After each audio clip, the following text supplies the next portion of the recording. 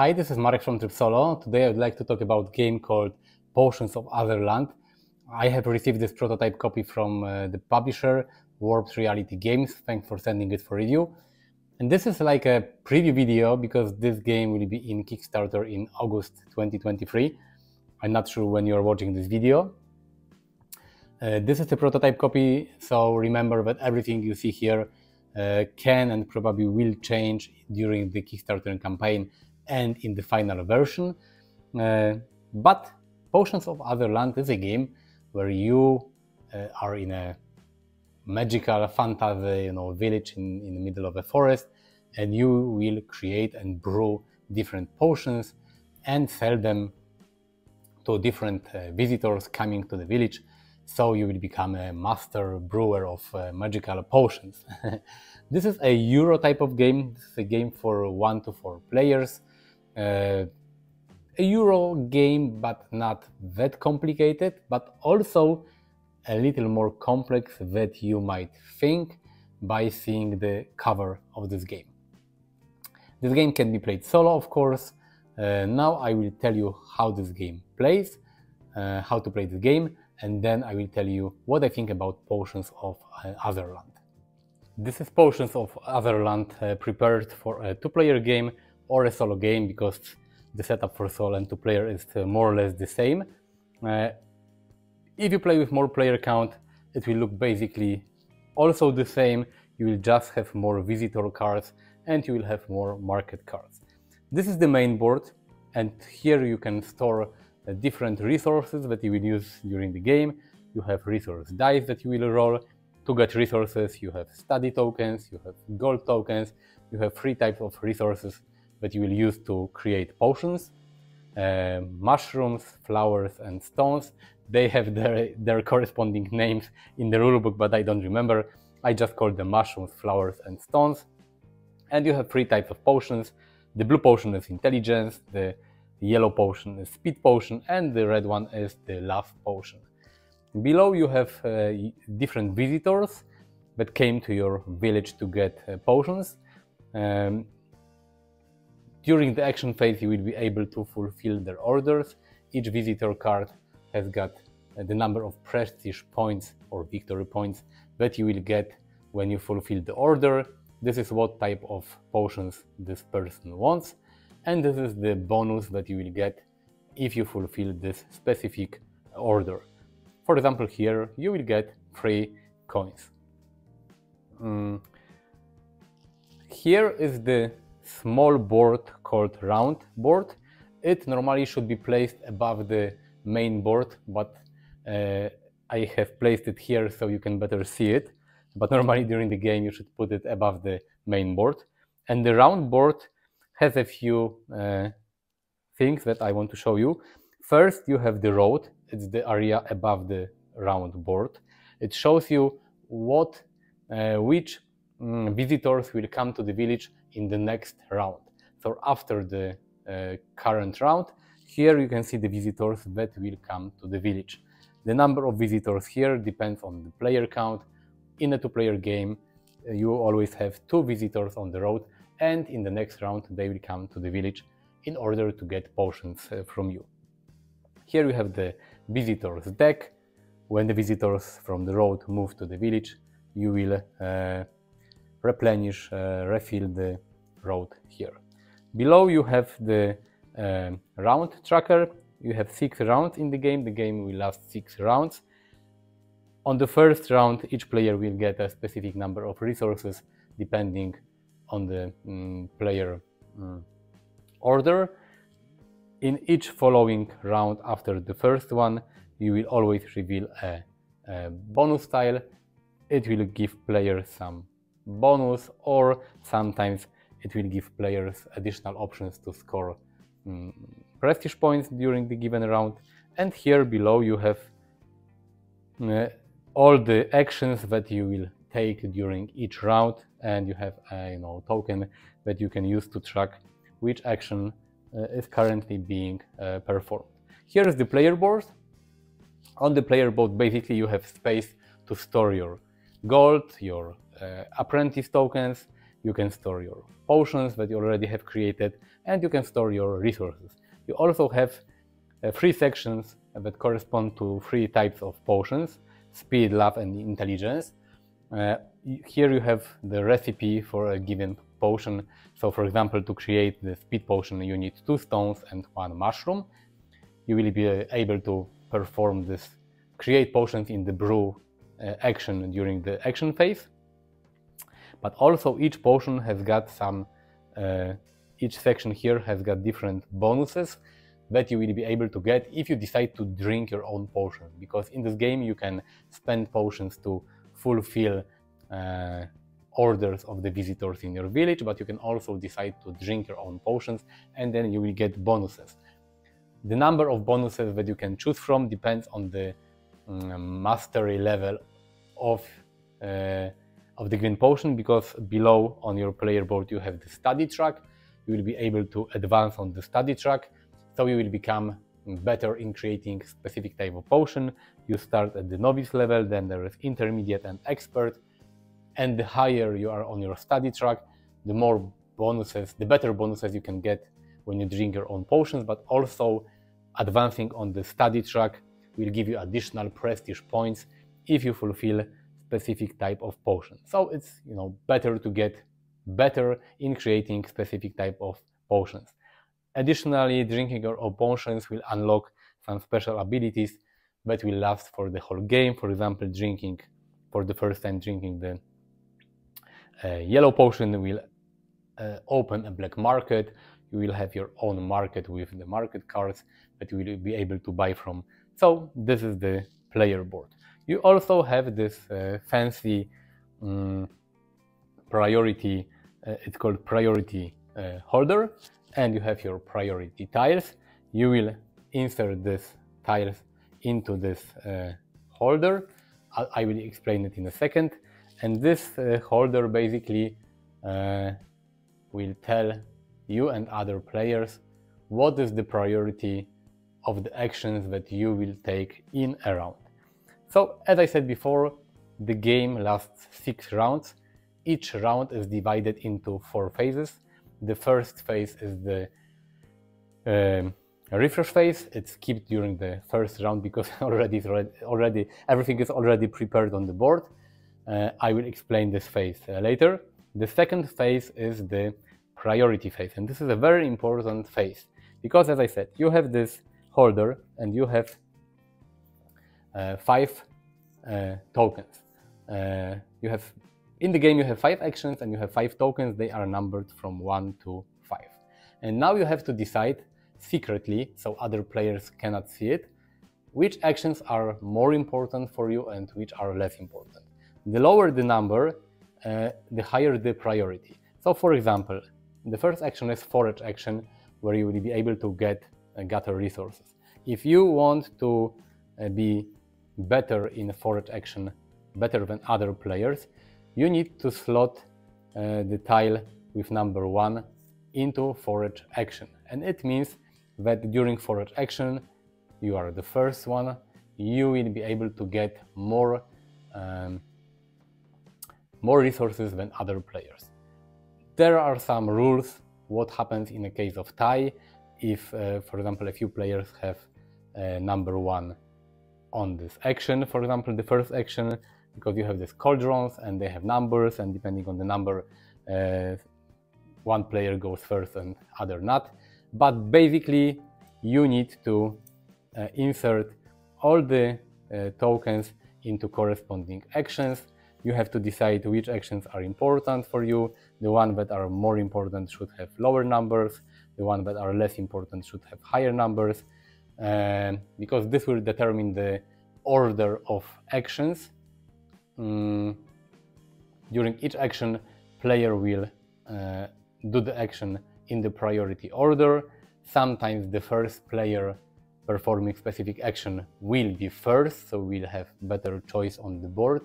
And usually the higher priority player will have more dice and more resources and will be able to brew more potions the higher the priority. So you have to decide. If there is an action that you don't want to do, you can rotate the tile and insert it insert it in a specific slot with the coins showing. So instead of performing, for example, the market action, you will get 2 coins from the board, and then you will be able to spend these coins on, for example, buying cards in the future. You have to do it secretly so other players don't see it, and then you place it on the board like this so no one can see it. This is the second phase, the priority phase, where you decide which actions are more important for you, which actions are less important, and what is the priority of the actions that you want to take. The third phase is the phase where you can drink your potions if you have any potions on your board and you don't want to keep them to fulfill orders. You can drink them and gain specific bonuses. And the last phase in each round is the action phase. Now all players reveal their priority holders, and in the priority order will perform all the 5 actions. What actions are in this game? First action is the forage action. You take dice from the pool, you will roll the dice and you will get the corresponding resources. And for example, in a 2-player game, the player with the higher priority can roll 4 dice, the player with the lower priority can roll 2 dice. So if you had higher priority, you will get more resources in the forage action. The second action is study action, and then you can progress on your study track on your player board. The first player in a 2-player game can move 4 spaces. You can choose one of the tokens to move 4 spaces, or you can move 2 tokens 2 spaces. However you want, you can split it. The second player can only move 2 spots on the study track. The third action is market action, and here you can spend coins to buy resources. For example, if you spend 2 coins, you will get 3 apprentice tokens, and here if you spend 1 coin, you can get stone resource. The higher the priority, the more choices you have, because the player with the first priority, the highest priority, can buy any card he or she wants from the market, but the cards are not refreshed, are not replaced after you buy them. So in a 2-player game you have 4 cards, and the higher priority player can buy any cards he or she wants, so the other player will have less choice because the cards are not replenished here. I have shown you the study tokens here, because gold, you can use gold on for buying cards, but you also have the study tokens in this game, and usually you can use a study token to do more things, because in the forage action you can spend 1 study token to roll additional die. In study phase you can use the apprentice token to move 1 spot further on the study track. In the brew, for example, action, you can spend apprentice token to brew additional potion. So the third phase is the market phase, where you can buy cards. As I said, the higher priority player has got a better choice, has got more cards to choose from. The fourth phase is the brew phase, and here you will spend the resources that you have gathered to brew specific potions. On each potion on your player board you have got the recipe for this potion and the required resources. For example, if you want to create love potion, you need 2 mushrooms and 1 flower. You have to spend resources, and you take the corresponding potions and put it on your player board. The last phase is the fulfillment phase, where you can fulfill the orders of the visitors in the village. And again, just like in the market phase, the player with the higher priority can perform this action first and can fulfill as many orders as he or she can, depending on the potions you have on your player board. And the second player, for example, in a 2-player game, can only fulfill the visitors that remain after the first player turn.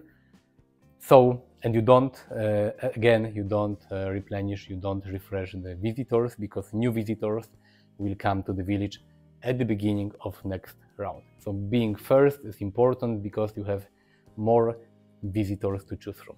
If you fulfill a order, you get prestige points. Here is the prestige point track at the bottom of the main board. You have to spend potions. You will add them to the main board, and then you will get a bonus. Sometimes you will get a bonus, instant bonus. Sometimes you can get a card like this, give you bonuses in the future rounds. Each time you drink a potion, you will get 1 coin. And some cards have bonuses that will give you something. Okay, sorry, not here, but for example, this card will give you prestige points at the end of the game. If there is the hourglass icon, you can score additional points at the end of the game. After everyone has spent potions to fulfill orders, we go to the next round.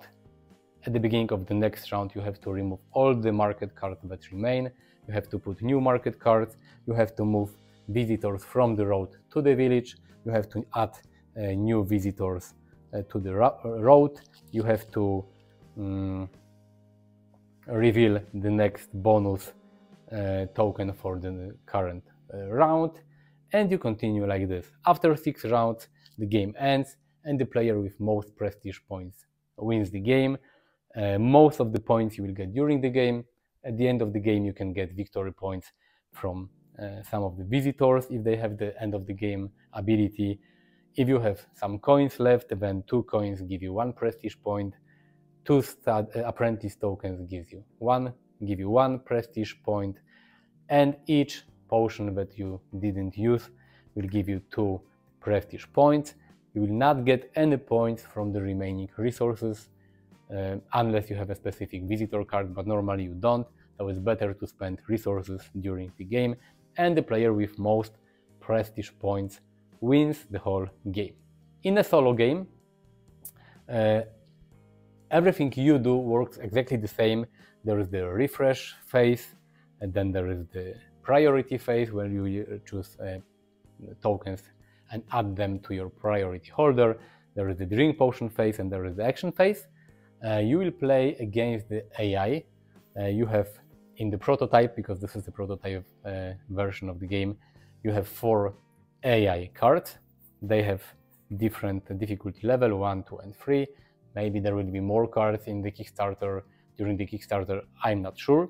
You have to choose 1 card. You have to cover the card like this. And this is the, you can say, priority card for the AI. Because during the refresh phase, AI is doing nothing. During the priority phase, where you choose which priority tokens to add where on your priority board, the AI also is doing nothing. During the 3rd phase, where you can drink potions, you have to slide this down, and it says that AI will drink novice intelligence potion. It will not give AI any bonuses, because AI in this game will not get any resources, any victory points, any potions, anything. But the information here that the AI, for example, on this card will drink blue potion, gives some hint about AI strategy, because, for example, drinking blue potion in a multiplayer game will give a player more resource die that he or she can roll during the forage action. So you can guess that maybe if AI drinks the blue potion, AI will try to do the forage action more in the future. And then in the 4th round, normally when you reveal the priority holder, you have to slide it down, and this row will tell you which action Automa will take and what is the priority. As I said, AI will not get any benefits. The numbers only show what is AI priority, because if AI is higher in the priority, you will get less bonuses from each action. On the market action, AI will try to remove the shown cards, and on the fulfill action, AI will try to get specific visitors. For example, here visitor numbered 4 and 6, because each visitor has got a number in the top right corner. If the visitor is not present, AI will try to get the visitor with the closest number to the one shown here. And this is how it works. Sometimes AI will skip an action, sometimes AI will try to get only one visitor or two visitors, and each round you will slide it down and you will play the game. To win the game against AI, you have to score 65 prestige points or more. So it's a little like beat your own score type of solo game, because AI doesn't score any points, but on the other hand, you have this score threshold that you have to get. You need 65 points in order to win the game. And that's how you play the game solo. It works really fast. You don't have to spend a lot of time on AI turns. You can focus on your game, and your rules are exactly the same like in a multiplayer game. This is how you play Potions of Azerland. Let's go to summary. As I have initially said, Potions of Azerland is more complex than it seems. When you look at the cover, you can think that this is a family game. This is what I have initially thought, but after reading the rulebook and reading about the gameplay, it turned out that this is a quite crunchy Euro game, not the heaviest one. It's not like a Vital Lacerda games, but there are a lot of interesting choices that you have to do, and you have to really optimize your actions, because you will always have not enough potions, not enough resources, not enough money to do the things you want. You have to focus on something. You have 3 types of potions. You can study them. You can become better in one of them, because it's not possible to become master potion maker in all types of potion. You have this priority holder. You cannot do all the actions better than other players. You have to compete with other players. The higher the priority, the better action, the better bonuses you will have. But making one action with the highest priority will force you to do other actions with lower priority. This is a very interesting part of the game. It reminds me a little of a game called Lockup, a role player tale. It was a great game where you had a band of monsters in a prison, and you had to secretly place your monsters in different rooms to perform actions with a specific power. And this reminds me of this game, because you also have to think what other players might do, what actions they can take, and you have to gamble in a way and decide what priority you want for your own actions. Different visitors, different market cards, different resources, different bonuses from visitor cards and bonuses from the round tokens. Very interesting game. It's not a too long game. I think in a 2-player game you can play this game probably in an hour. It depends on the other person you play with, because some people can have analysis paralysis and may think longer to decide which action to perform and what to do. But normally I think you can play the game in an hour, hour and a half. Solo game is probably an hour long. How to play solo you have seen before. I have showed you how to play solo. This is like a mix of beat your own score type of game, but you also have this goal that you have to achieve 65 prestige points. If you have less, you lose the game. So even though you don't have a real automa that score points and get resources, you have a goal that you need to fulfill. This is cool. I only wish that maybe in the final version there will be more AI cards, because right now you have only 4 cards for the AI, and every time you would like to play the easiest version you will have to use the same card. So after a few games you will more or less remember what the AI will do in the following rounds. If you would have more AI cards for each difficulty level, you will have better variety and better replayability. But this is Potions of Azerland. If you like not too heavy but also not too easy Euro games, like middleweight Euro games, you should definitely check it out. It has a really nice artwork, nice components, and very interesting gameplay. And it's also not too long, which is for me, which is a plus, because I have a few Euro games that are long and complex, but I don't always have time for this type of games. And having a game that can be played in an hour, hour and a half is really, really Cool. I will leave link to the campaign of Potions of Azerland in the description of the video. Visit me on Instagram, visit me on Twitter and on Facebook. You will find photos of this game, my review, and photos of other games that can be played solo. Click the like button if you like this video and subscribe to my channel as well. I will be very grateful. Thank you for watching. See you next time. Bye.